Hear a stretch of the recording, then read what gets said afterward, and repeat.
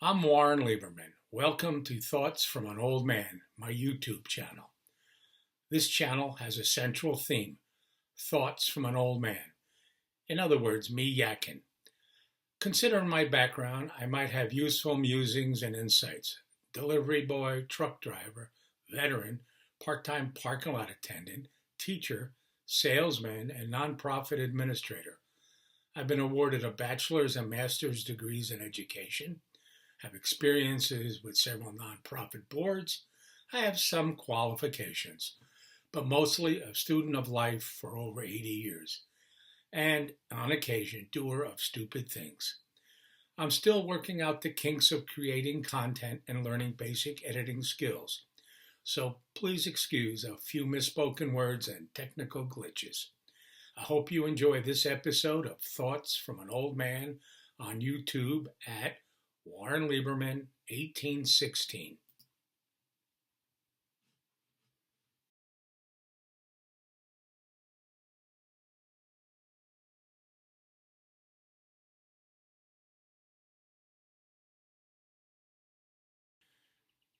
Hello. In this episode of Thoughts from an Old Man, I'm going to try to introduce you to Stoicism.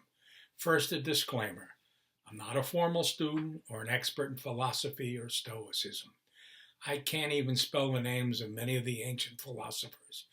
After you get past Seneca and Marcus Aurelius Zeno, I'm lost. Plato was a challenge. I even have trouble spelling philosophy. Thank God for spell checker and Google. Like many people, I rely on modern day philosophers and writers to learn about important thinkers of the past. These are taught in formal settings, schools, colleges. Which philosopher taught which philosopher, who disagrees with this one or that, who was exiled for believing in one brand over another. It's all very confusing. I'm sure I didn't do very well in my philosophy class at Rutgers University. Remember, I dropped out. Maybe you didn't know, but I did drop out, and then I went back. We don't read the original works. We rely on modern writers to produce books about various schools of philosophy. Some books have all of them in one. These books are sold in college bookstores and are mainly incomprehensible to ordinary people. Thankfully, retail stores like Barnes and Noble and Amazon are filled with books written for the regular folk. Pop culture, important stuff written for ordinary people like you and me. I found the writings of Ryan Holiday and his YouTube channel, The Daily Stoic, several years ago. Based on his regurgitating of the knowledge from the ancients, I found a belief system, an inner regulation system that I used to function in the 21st century. These philosophers from 2,000 years ago are my advisors, my mentors, teachers, indirectly through Holiday. Ryan Holiday is an entrepreneur, though. He's a businessman, a bookstore owner, a marketer of Stoicism, and a writer of significance. Ignoring all his baggage, I still value his books and his YouTube video content. I follow his regular email blasts and book recommendations. First, what Stoicism is not. The belief that it requires suppressing emotion, living without joy, or being indifferent to others. This interpretation is wrong. It's just an appearance without true knowledge. So briefly, some teachers of Stoicism present 4 pillars or cardinal virtues: wisdom, courage, and temperance. Others state 7 pillars: a dichotomy of control, amor fati, love of fate, negative visualization, living in the past, living in the present. Virtue is the sole good, memento mori, remember you are mortal, and self-awareness. There are 2 on the list of 7 that ring a bell in my head. Dichotomy of control. In other words, some things are up to us, others are not. A deeper analysis reveals that control is not what happens, but how we react. With anger, mistrust, withdrawal, or with patience and restraint. Knowing the past can't be changed. It's done, gone, finished. How we move forward, how the acts of others and ourselves affect us going forward is the key. Learning lessons from the past and use that knowledge as a guide for the future.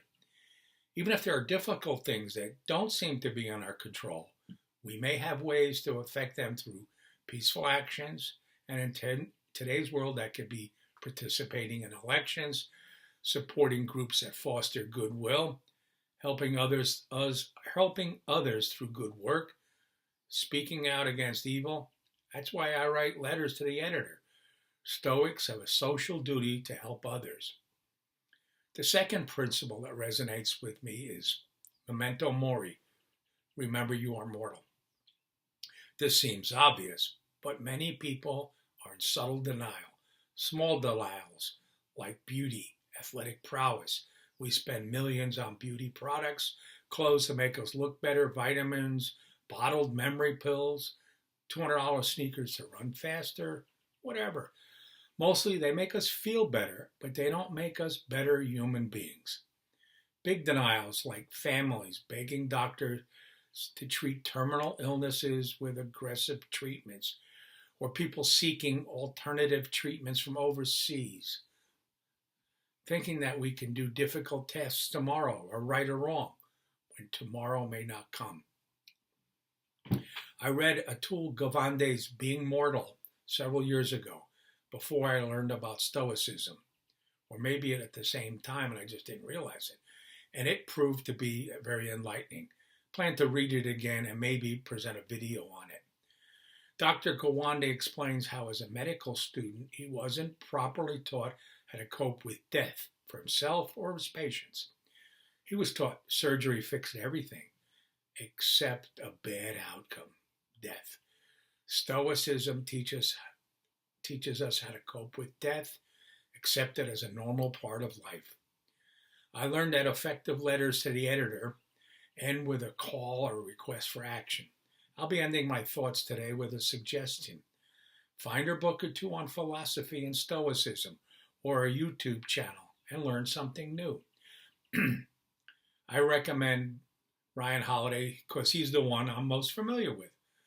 Mark Manson, Robert Greene, James Clear, a few authors you may find interesting.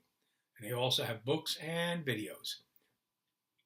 If you dig hard enough in Ryan's postings, you can find his book recommendation email list.